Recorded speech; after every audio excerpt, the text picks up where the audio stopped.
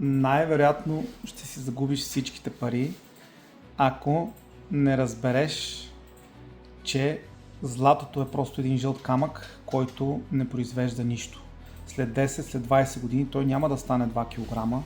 Единствено ще разчиташ на това от някой след някакво време да е готов да плати по-висока цена.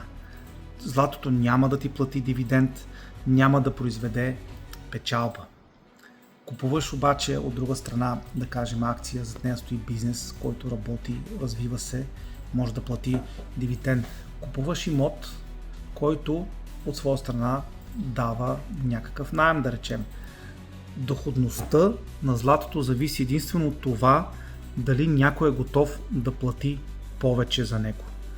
Така че не съм против златото, купувай злато, но умерено. Ако си съгласен с мен, ме последвай, ако ли не, ме напсувай в коментар под това видео.